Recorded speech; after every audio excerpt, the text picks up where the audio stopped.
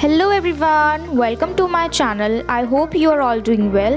If you are new to this channel, then do subscribe it to get all the notifications of my videos. I'll try my level best to give you all the information through my videos, so please stay connected with it. तो आज की इस video में हम आगे के जो chapters हैं 7, 8, 9, 10, 11, 12 ये 6 के 6 चैप्टर आज की इस वीडियो में हम डिस्कस करेंगे समरी और एनालिसिस के साथ, और फिर उसके एंड में हम थीम्स को डिस्कस करेंगे।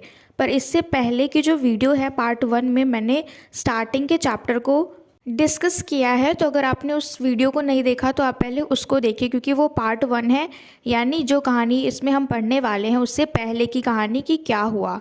तो स्टार्टिंग में पहले पार्ट 1, उसके बाद ये वाली वीडियो जिसमें पार्ट 2 हम आगे के चैप्टर्स को कवर करने वाले हैं। तो चलिए हम शुरू करते हैं चैप्टर 7 और 8 की समरी, उसके बाद हम फिर करेंगे analysis. Alright, so let's begin this video. As Alice walks on, she meets the White King who has sent his men to fix Humpty Dumpty, and as they are talking, the king's messenger Haga comes and informs the king of the battle in the town. अब जो हमारा last वाला chapter and हुआ था 5 और 6, उसमें हमने देखा था कि जो लास्ट का पोर्शन था उसमें क्या था कि हम्प्टी और डम्प्टी जो हैं वो दोनों एग उनको पकड़ने आ रहे हैं। कौन? White king. जो भी सोल्जर्स है, हॉर्सेस है, वो सारे हम्प्टी डम्प्टी को पकड़ने आए थे। ठीक है, अब यहाँ पे हम शुरू करेंगे कि जिस तरीके से एलिस जो है अब आगे जब बढ़ती है तो वो अब सचमुच में वाइट किंग से फेस टू फेस मिल लेती है, और वो दोनों फिर आपस में बातें करने लग जाते हैं। और जब वो बात करना स्टार्ट करते हैं तो जो किंग का मैसेंजर है यानी हैगा और हट्टा, लेकिन दोनों में से पहला वाला जो हैगा है वो आता है और किंग को इन्फॉर्म करता है कि टाउन में लड़ाई शुरू हो गई है, बैटल शुरू हो गई है। The battle is between the unicorn and the lion. और जो लड़ाई है वो किसके बीच में शुरू हुई है? यूनिकॉर्न और लायन के बीच में। So Alice sets off towards the town with her new companion to watch the battle. तो अब एलिस जो है वो आगे बढ़ती है, अपने नए कंपेनियन के साथ जाती है बैटल को देखने। अब नया कंपेनियन कौन? यानी वाइट किंग, क्योंकि यहाँ पे प्लॉटिंग बार बार चेंज हो रही है और अब अचानक से जो एलिस है कहीं पे भी अकेली रह जाती है या फिर कहीं ना कहीं पे इसको कोई ना कोई कंपेनियन मिल जाता है।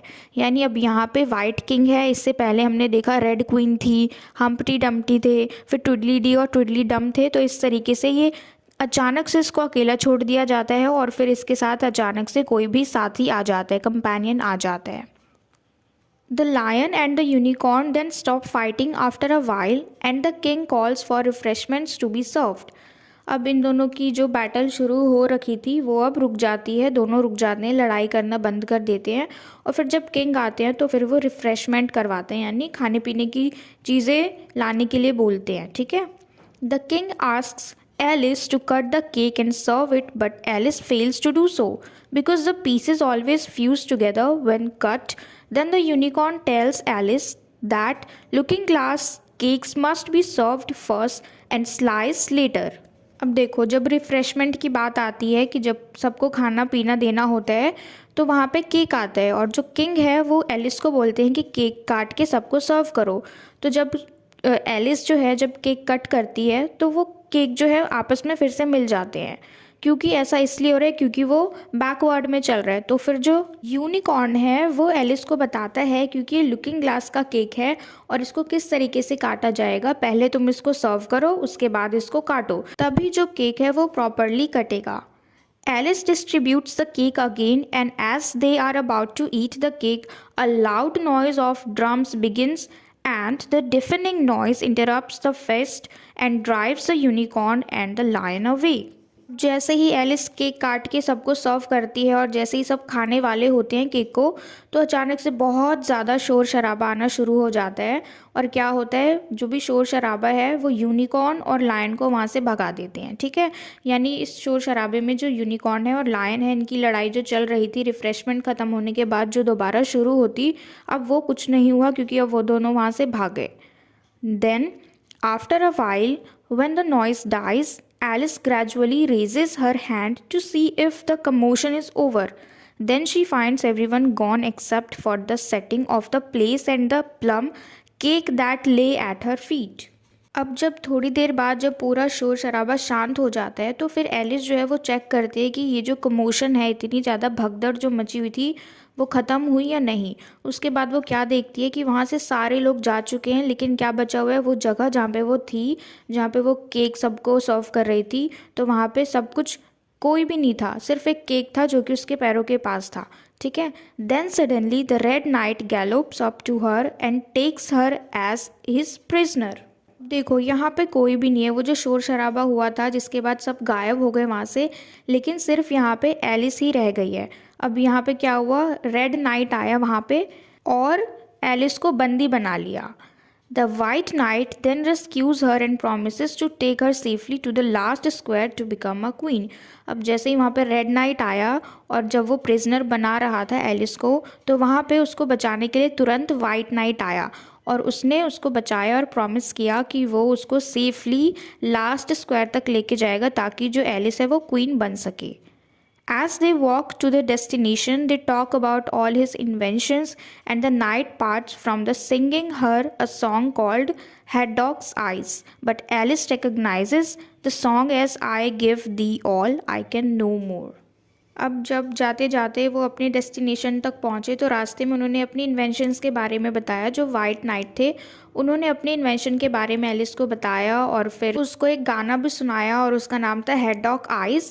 पर एलिस पहचान गई उस गाने को किस तरीके से, I give the all I can no more, यानी इस गाने को उसने सुना था लेकिन हैडॉक आइज़ के नाम से नहीं बल्कि I give the all I can no more के नाम से। ठीक है, तो इतना तो था हमारा 7 और 8 चैप्टर की समरी। अब हम करेंगे 7 और 8 का एनालिसिस। राइट, तो चलिए शुरू करते हैं। Alice meets Hatta and Haga, the two messengers of the White King who she has already met in Alice's adventure in Wonderland, but she does not recognize them. अब देखो एलिस यहाँ पे हैगा और हट्टा से मिलती है। हैगा और हट्टा कौन है, जो वाइट किंग थे उनके मैसेंजर हैं ये दोनों। और ये जो एलिस एडवेंचर इन वंडरलैंड है पहले इसमें मिल चुकी है लेकिन अभी पहचान नहीं पा रही है उनको।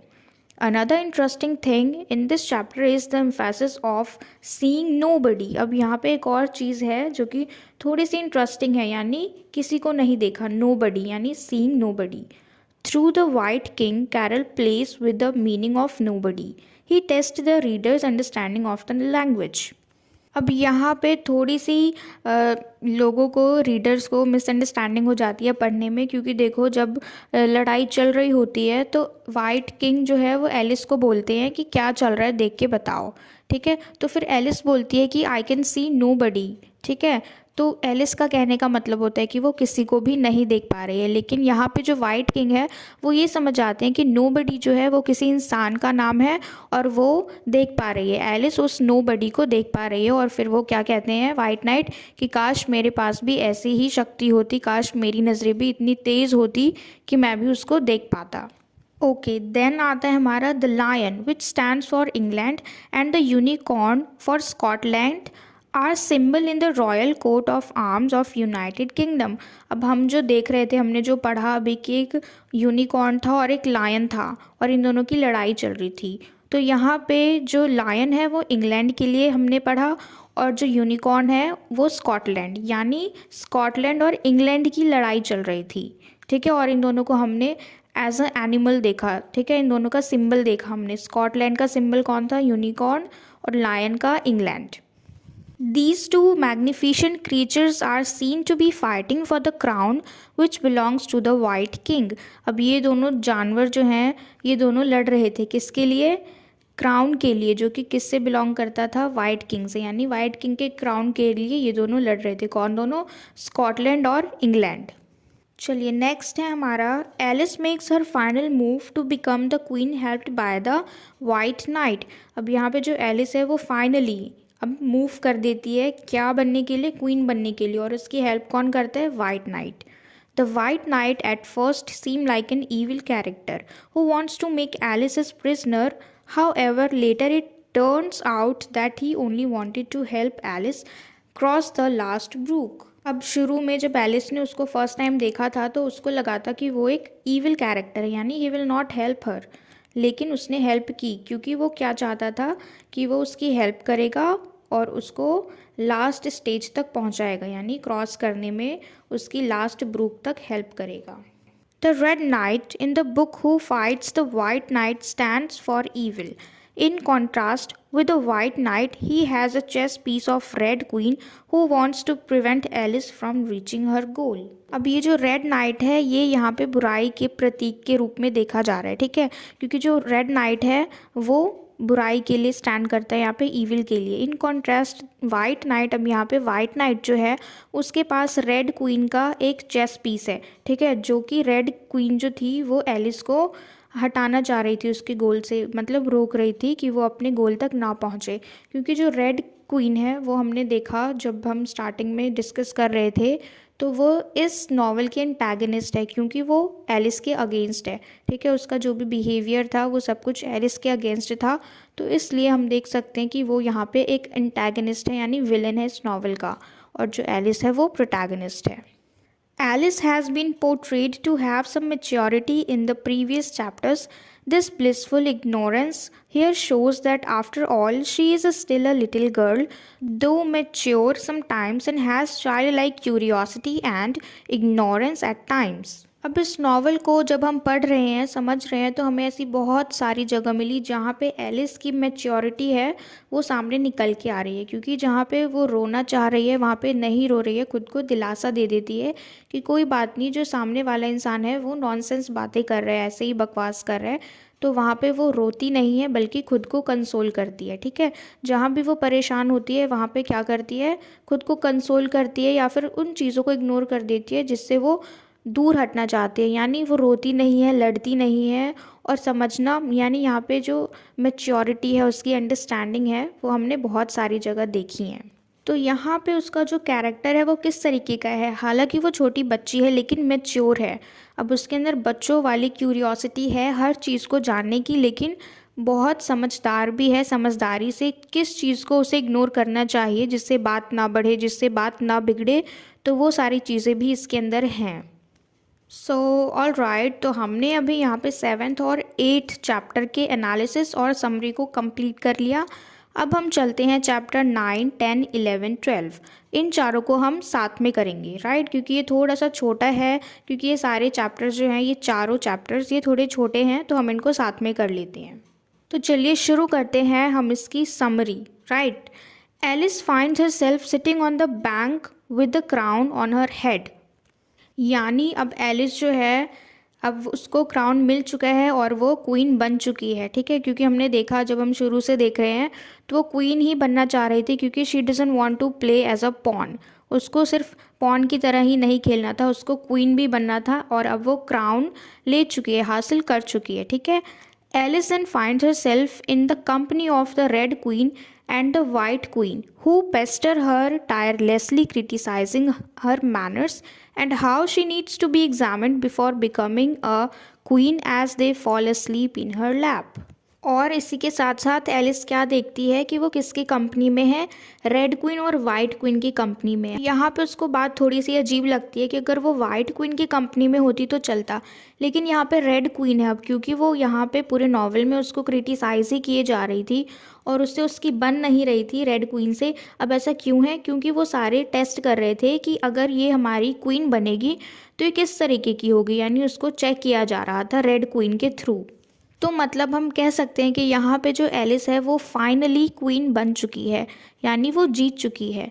The sound of the party and the crashing of plates, dishes, guests and candles on the floor create an uproar that distracts Alice so much so that she does not realize that the two queens have vanished. क्योंकि अब ये रानी बन चुकी है तो जश्न मनाया जा रहा है, पार्टीज़ हो रही हैं और बहुत ज़्यादा शोर शराबा हो रहा है, प्लेट्स टूट रहे हैं, डिशेस टूट रहे हैं, और जो भी गेस्ट आए हुए हैं कैंडल्स वगैरह फ्लोर पे गिर रही हैं। मतलब बहुत ज़्यादा यहाँ पे अब अप्रोर हो गया, यानी कमोशन, मतलब बहुत ज़्यादा भगदड़ मच गई, शोर शराबा हो रहा है बहुत ज़्यादा।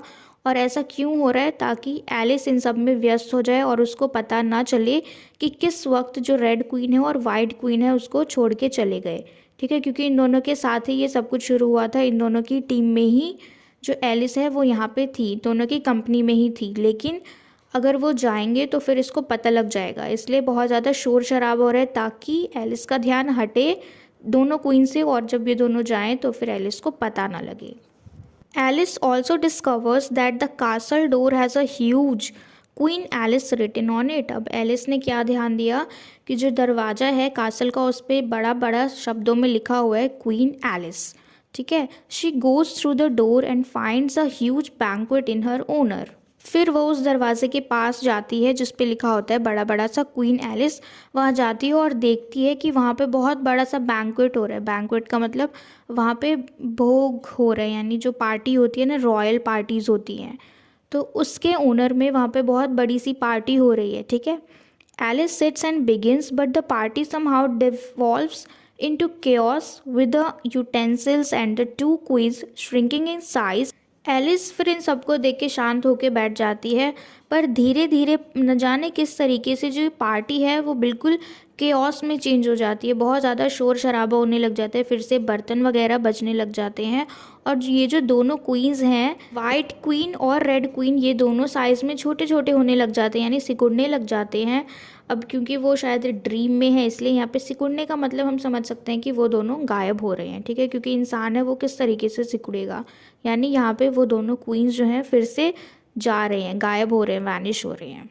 Alice wakes up from the dream holding Kitty who she believe is the Red Queen and wonders out aloud if her adventures were her own dream or the Red King's dream। अब यहाँ देखो Alice जो है वो अपने सपने से उठ चुकी है, अपने सपने से निकल चुकी है, यानी वो सपना देख रही थी, राइट, शी वॉज ड्रीमिंग। और उसके हाथ में उसकी किटी है जिसको वो क्या समझ रही थी कि वो रेड क्वीन है। ठीक है, और फिर वो बहुत ज़्यादा चौंक जाती है कि ये जो सपना उसने देखा, यानी हमने जो कहानी पढ़ी, जो भी हमने इस नॉवल में पढ़ा, ये सारी चीज़ें, ये सब एक सपना था। किसके लिए? एलिस के लिए।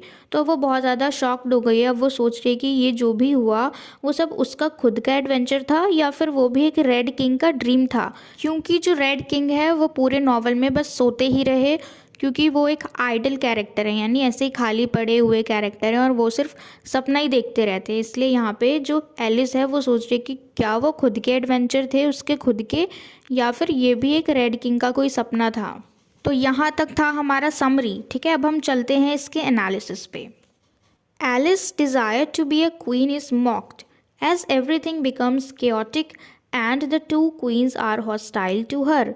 अब देखो यहाँ पे एलिस जो है उसका क्या मन था कि वो क्वीन बने और सब इसका मजाक उड़ा रहे थे, पर यहाँ पे एलिस जो इतनी मैच्योर है वो क्या चाह रही थी कि वो सिर्फ पॉन की तरह ना खेले बल्कि एक क्वीन भी बने। लेकिन सब लोग इसका मजाक उड़ा रहे थे, बाकी जो अदर कैरेक्टर थे इसमें वो। एज एवरीथिंग बिकम्स क्योटिक, अब हर जगह इतना शोर शराबा हो गया। और जो दो क्वींस थी, एक तो रेड क्वीन जो कि बार बार उसके मैनर्स को ही ठीक करे जा रही थी, उसके बिहेवियर में ही सुधार लाए जा रही थी, और दूसरी थी वाइट क्वीन जिसने इतना बच्चों वाली हरकत कर दी, मतलब उसने बहुत शरारत करी, शीप में चेंज हो गई, फिर बोट में बिठा दिया अचानक से। इस तरीके से ये दोनों ही उसका विरोध कर रहे थे देखा जाए तो यहाँ पे हमारा ये पूरा जो नॉवल है ख़त्म हो गया। ठीक है, यहाँ पे हमने समरी भी देख ली और एनालिसिस भी देख लिए। अब लास्ट पार्ट बच रहा है हमारा, वो है हमारा थीम, कि इसमें क्या क्या थीम्स हैं। तो मेन क्या है इसमें? लोनलीनेस, क्योंकि जो एलिस है वो हर जगह जो उसका रियल वर्ल्ड है उसमें भी वो अकेली ही रहती है, और उस अकेलेपन को दूर करने के लिए वो क्या करती है? प्रिटेंड करती है, यानी दिखावा करती है, नाटक करती है कि उसके साथ कोई है। यानी जब उसकी जो कैट है उसको वो डांटने लग जाती है, ऐसे प्रिटेंड करती है, किस तरीके से? जैसे कि वो कोई अडल्ट हो और बच्चे को डिसिप्लिन सिखा रही हो। और कौन बच्चा? यहाँ पे बच्चा कौन है? उसकी किटी, यानी उसकी कैट। तो वो इस लोनसम से दूर होने के लिए ये इतना प्रिटेंड करती है। ठीक है, तो फर्स्ट थीम तो है हमारा loneliness. Loneliness runs deep through the story of Alice through the looking glass. Next है हमारा आइडेंटिटी एंड ग्रोइंग अप। अब आइडेंटिटी यानी पहचान जो है वो भी इसमें थीम है। क्यों? क्योंकि हमने हर जगह देखा जो एलिस है जब वो ग्लास वर्ल्ड में गई तो कोई उसको नहीं पहचान रहा था, और उसकी हर जगह आइडेंटिटी पे ही बात आ रही थी, कहीं उसके नाम का मजाक उड़ाया जा रहा था। तो यहाँ पे एलिस ने अपनी बात भी रखी कि नाम होना ज़रूरी नहीं है। ठीक है, हम नाम इसलिए रखते हैं ताकि हम किसी भी एक पर्टिकुलर स्पेसिफिक थिंग को पहचान सकें। और लास्टली हमारा क्या है theme? Chess in the looking glass world. Chess plays an important role in the looking glass world, क्योंकि ये पूरा जो नॉवल है इसमें यही गेम चलता रहा। ठीक है, चेस गेम चलता रहा। इसी के चक्कर में अलग अलग स्क्वायर में पहुंचने के लिए जो एलिस है उसने ट्रैवल किया ट्रेन में, और वो ट्रेन कहाँ थी? फॉरेस्ट में। अब फॉरेस्ट में उसको इतने सारे एनिमल्स मिले, उसके बाद फिर वो वाइट क्वीन से मिली जिसने उसको इंस्ट्रक्शंस दिए कि किस तरीके से किस रास्ते पे जाना है। तो ये सारा क्या खेलता है इसमें? चेस की वजह से ही इतना ज़्यादा मुश्किल हुई किसको? एलिस को। Alice is a pawn in the beginning of the game. अब जब गेम चल रहा था तो एलिस किस तरीके से इन्वॉल्व हुई इस गेम में? एक पॉन के रूप में, एक प्यादे के रूप में। She has little or no power and limited perspective of the world around her. और वहाँ पे उस दुनिया में जहाँ पे सबके पास जादू थे और वहाँ पे उसके पास कुछ भी नहीं था, थोड़े से पावर्स थे और कुछ भी अंदाज़ा नहीं था कि उसके आसपास की जो दुनिया है जो बैकवर्ड में चल रही है उसके बारे में उसको कुछ भी पता नहीं था। She was oblivious. यहाँ पे ये वीडियो फाइनली एंड है, ठीक है, क्योंकि हमने सब कुछ डिस्कस कर लिया, समरी, एनालिसिस और ये जो पूरा नॉवल था उसके थीम्स भी। तो यहाँ पे हमारा ये वीडियो ख़त्म होता है और मैं उम्मीद करती हूँ कि आपको ये पूरा नॉवल अच्छे से क्लियर हो गया हो। So please let me know in the comment box if you like this video and share it with your friends as well so that they can get help from it. Until we meet in the next video, keep learning.